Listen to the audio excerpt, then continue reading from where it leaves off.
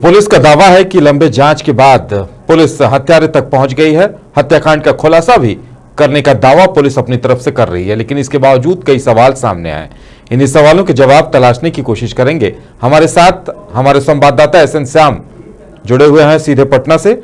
SN Shyam, जो theory police ने सामने रखी है उस पर क्या कुछ कहना है? रुपेश के परिजनों का क्या कुछ कहना है?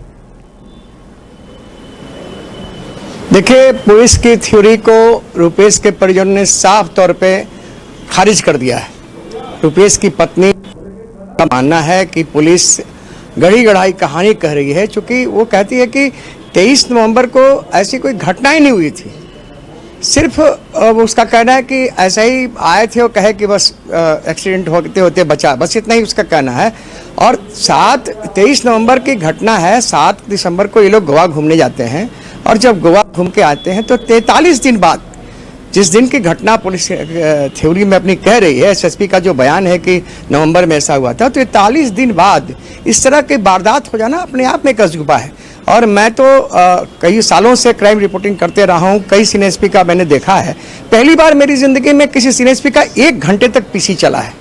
मैंने मन्नू महाराज को भी देखा है, मैंने बीडी राम को भी देखा है, लेकिन 1 घंटे तक सीएसपी का पीसी चलना अपने आप में एक महत्वपूर्ण। पुलिस इतनी अच्छे ढंग से कहानी गढ़ी हुई थी कि ऐसा लग रहा था कि जैसे अपराधी अपराध करके भाग रहे हो और पुलिस उसका पीछा कर रही हो।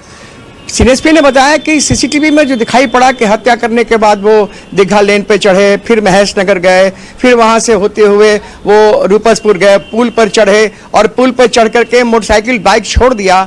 और उसके बाद वो खगोल जो मेन जो ऋतुराज पकड़ा गया है, जिसके बारे में कहा जाता है कि इसने ही गोली मारा था, तो वो जाके अपने घर में रामकृष्णा नगर के घर में रहता है, रात में अपने घर में रहता है, अपने बच्चों पत्नी के साथ रहता है, उसके माता पिता भी हुए। और सुबह में जब देखता है कि अखबार में 4 अखबार, उसके हिंदी के 4 अखबार आए थे, 4 अखबारों में जब वो देखता है कि अरे बाप, ये हमने क्या कर दिया, इतने बड़े आदमी की मदद कर दिया, तो वहाँ से भाग जाता है।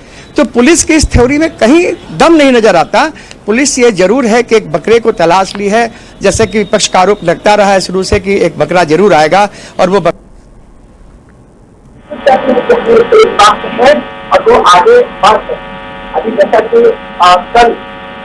अभी जैसा कि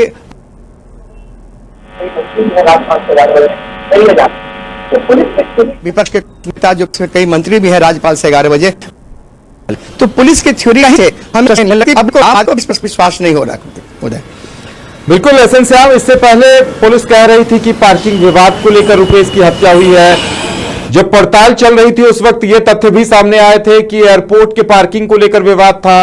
ये तथ्य भी सामने आए कि रुपेश को एक टेंडर मैनेज करने के तौर पर जाना जाता था। इस तरह के आरोप भी लगे थे। कई विभागों में कई अधिकारियों के साथ बहुत गाढ़ी छनती थी, तो इस तरह की थ्योरी भी सामने आ रही थी पुलिस की पड़ताल के दौरान ही। तो उन थ्योरीज से कहीं आज जो पुलिस ने खुलासा किया है, कहीं कोई लिंक जुड़ता हुआ दिखा क्या?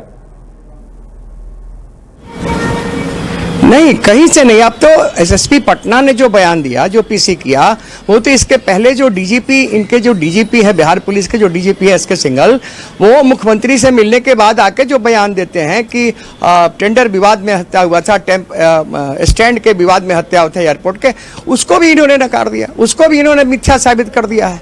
तो हालांकि ये स्वीकार करते हैं कि पहले हम लोग इस पे काम कर रहे थे, टेंडर पे, ठेकेदारी पे, चूंकि रुपेश सिंह के बहनोई और भाई भी ठेकेदारी करते थे, लेकिन वो सारे जो उनके अपने जो काम करने का जो तरीका था वो उस पर कायम नहीं रह पाए। और जिससे अब मैंने बताया ना आपको कि पुलिस का कहना है कि हम 100 किलोमीटर पैदल चले हैं, 1000 डाटा खंगाला है, 200 जो है वो सीसीटीवी कैमरे खंगाले गए हैं, 16 जीबी का खंगाला गया है, और 50 लोगों से पूछताछ की गई है। मतलब कुल मिला के 22-23 दिनों में पुलिस ने सिर्फ यही किया कि एक मामूली बाइक चोर का, वही बाइक चोर जो ऋतुराज है, उसके पहले कभी गोली नहीं चलाया है। हालांकि उसके पिता का नौबतपुर में जो है वो ईंट का भट्ठा है, वो धनरुआ का रहने वाला है, हथियार रखने का शौकीन जरूर है, लेकिन आज तक उसने गोली नहीं चलाया। और पुलिस इस बात का, पत्रकारों के इस बात का सवाल का जवाब नहीं दे रही है कि आखिर कोई आदमी जो नौसिखुआ होगा, एक बार जाकर के 7.6 के पिस्टल से 6 गोली सीधे किसी के, और वो भी उस साइड में जहां पर उसके पोस्टमार्टम में उसके बॉडी से 6 गोली मिले हैं, तो ये बिल्कुल एसएन नया श्याम, कई आदमी सवाल नहीं- सामने हैं। एसएन श्याम, आपके साथ साथ विवेक ने भी इस पूरे मामले पर दिन भर रिपोर्टिंग की है, तो हम जानना चाहेंगे क्या उनके पास क्या कुछ अपडेट है, अगर वो आपके साथ मौजूद है तो।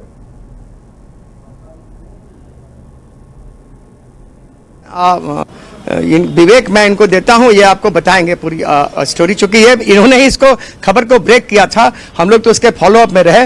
रियलिटी है कि विवेक ने इस खबर को ब्रेक किया था। तो रुपेश हत्याकांड पर पुलिस के खुलासे पर रुपेश के परिजनों को ही यकीन नहीं है। पुलिस ने जो थ्योरी सामने रखी है, बहरहाल इस पर कई सवाल हैं, कई सस्पेंस पुलिस के खुलासे पर अभी सामने खड़े हैं। देखने वाली बात यह होगी कि सच्चाई क्या कुछ सामने आती है। तो सबसे बड़ा सवाल यह है कि रुपेश हत्याकांड पर पुलिस ने इस 1 घंटे के दरमियान जो कुछ थ्योरी मीडिया के सामने रखी है, खुद मीडिया कर्मियों को इस पर यकीन नहीं है कि आखिर क्या कुछ है पूरा मामला। कई सवाल सामने हैं और उन सवालों के जवाब अब भी नहीं मिल पाए हैं। रुपेश के परिजन इस बात से सीधे सीधे इनकार कर रहे हैं, यानी कहा जा सकता है कि पुलिस ने जो खुलासा किया है उस खुलासे पर कई सस्पेंस हैं।